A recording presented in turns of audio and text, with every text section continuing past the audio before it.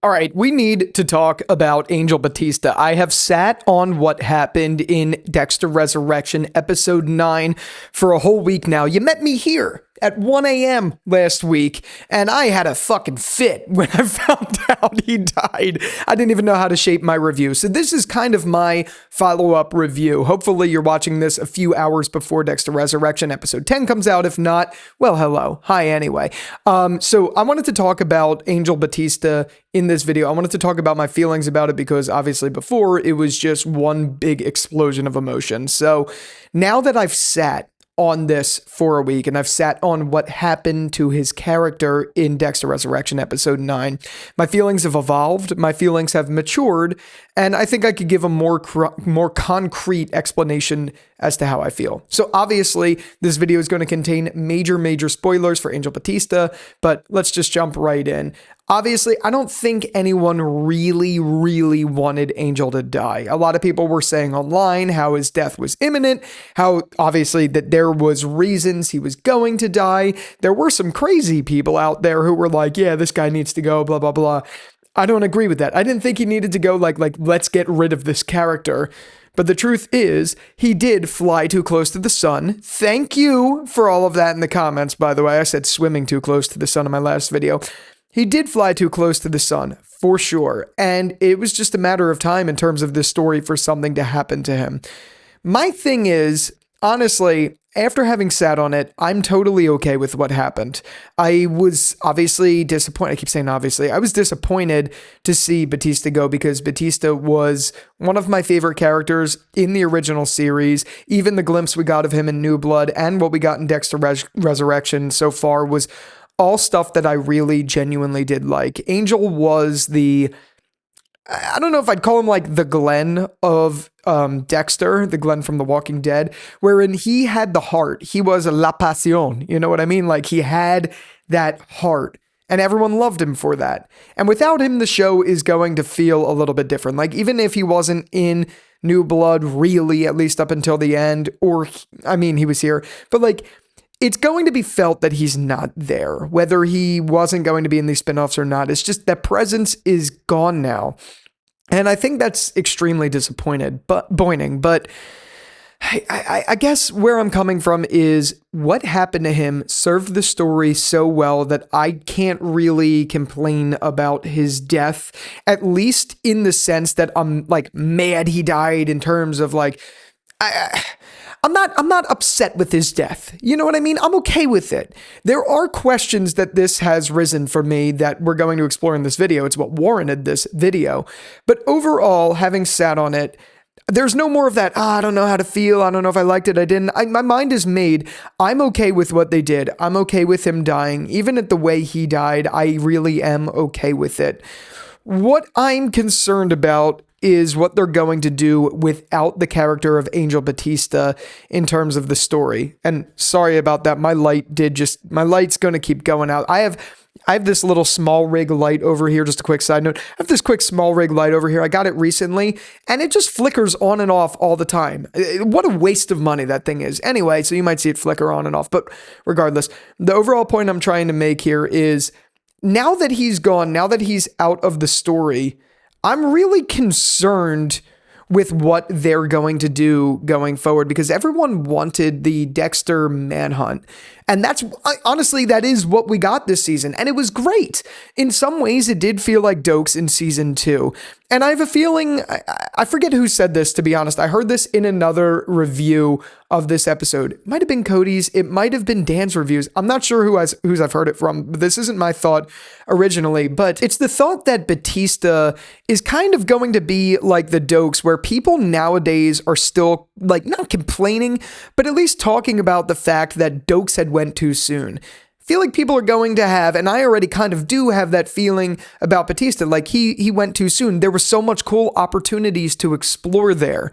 Then again, in the same vein though, I think they really amped everything up in the pace of this to like 11. You know what I mean? So I'm not exactly mad he's gone. They really gave us that manhunt sort of story that I've definitely always wanted, and they gave it with the character that I've always wanted. Sure, there are things that I would have liked to see, and that's where the other side of the Dokes argument comes in, and that It would have certainly been very nice to see a little bit more wherein Batista actually catches Dexter. Batista extradites Dexter to Miami. Batista serves Dexter and all of that stuff. That stuff would have been interesting. Maybe even a more civil conversation where Batista was talking to Dexter from behind bars and he was like, I considered you a brother. I wanted to, you were a family member to me, and now I don't know this man. Those things were missed a little bit, but I'd argue what we got instead of those was satisfying enough for me to outright complain about them. Yes, I am, in a sense, complaining still. My main complaint, since we're talking about complaints, my main complaint is actually how they are going to do this story going forward. Now, I'm totally okay if they completely, honestly, this is going to sound crazy. I'm okay if they completely get rid of this story and they just do Dexter in New York City, because if it's anything like the quality of this, and I know a big part of the quality of this was Batista, but if the New York City plot, the A plot of it, was anything like this first season was, I'm going to enjoy it. I know this is a reboot of Dexter, right? I know they are going to be doing more seasons of what feels like classic vibe Dexter, at least if the show doesn't get canceled. And I'm really on board for that, because this season, and I've already seen, unfortunately, I was part of the shitheads who were leaking all of episode 10. I already did watch the episode, though I watched it in Russian, so I'm still excited to watch it tonight in the actual English version.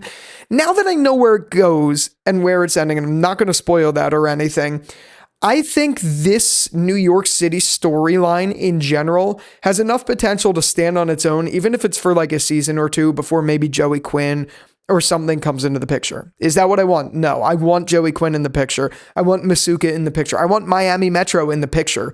But I do feel like the biggest thing holding me to Miami Metro is now dead, and they killed him in a way that I'm not mad about. So if we don't get that, I'm not complaining. I saw a couple people saying that Joey Quinn doesn't have the same sort of feel as Batista does. And I do agree with that. I do. Like, Joey Quinn, after what happened in season, I think it was 5, where he discovered Dexter's like true identity, I guess you could call it, backed off because he was scared of him. It's true that I don't think Joey Quinn has the same pull in any which way. And honestly, all we have left is Joey Quinn and Masuka, so it's not like there's much there anyway. But I do think it would be interesting, because we know good and well that Joey Quinn knows something is wrong with Dexter. And now we know that Joey Quinn is aware that Batista was in New York City chasing Dexter. And now we know that Batista died. So that does leave open that possibility for Joey Quinn to come back in the story. I just think if they're going to do it, they are slowly giving away their chances to do it. And I also, at this, I saw a couple people saying online that Batista's death is kind of like a repeat of what happened with Dokes and LaGuardia and all of that. And I get it. Anyone who gets too close to the sun with Dexter ends up dying, especially in Miami Metro. But in the same vein, I don't think it feels like that either. This one served a really good story. We got a real manhunt. We got to see all of that unfold. And at the end, Dexter lost basically it's his brother. You know what I mean? Like, outside of Brian Moser, this is like his real hermano. Like, this is his friend, a true friend. And Dexter clearly had feelings for him. I mean, you could see it in the way this episode ended. You could see it in the way that he reacted to this moment. So I think this serves the story totally different than Dokes, where Dexter didn't like Dokes. Dokes did not like Dexter. LaGuardia had a crush on Dexter in the beginning, and then slowly over time peeled back the onion and really didn't like him. And then Deb got him killed and all of that stuff. This is just different. This is like the death of Rita, and it's like the death of Deb. It has that same pull that neither of the two of those had. And we had these mature moments where Dexter told Batista in faith who he was and tried to explain to him good and well that he didn't end up killing Deb or LaGuardia or even Dokes. None of them died by the hands of Dexter. They died by the hands of other people. And I like that we got that conversation where Batista was like, it's because of you. and all of that stuff. It was just done really well in a way that I thoroughly enjoyed. So again, I'm not complaining. I'm not complaining at all. Yes, it's true that Batista became kind of an idiot this season and was just hell-bent on revenge. But also I understand it. Once he learned that Dexter, the guy who he called his family, was still alive, had been lying all of this time, he picked all the pieces together. He puzzled them all together from LaGuardia and all that, who was his wife, and realized this guy needs to go down no matter what. So, like, yes, he was an idiot, but also, like, righteously so. You know what I mean? There was definitely blind rage there, but it felt good. It felt like it was deserved, and it's something that I really just thought was executed, for lack of a better word, really well. I even like what it did for Prater and how that gave Prater his first kill in a way that was just truly ruthless and freaky. And God, that performance, by the way, of Peter Dinklage was just absolutely outstanding. So all in all, maybe to you this felt like just a brain dump, and to me it kind of did too. But I hope you're shooting what I'm loading, picking up what I'm putting down. So comment the illustrious dolphin if you do. That Batista's death, yes, upsetting because we all love Batista. Who doesn't? Like, who doesn't love Batista? But in the same vein, I thought it did the story so well and really rounded out this season in a way that I physically, for the life of me, can't complain about. I just can't. Yes, again, that gives me skepticism for what they're going to do next and how they might incorporate Joey Quinn into the picture and all of that stuff.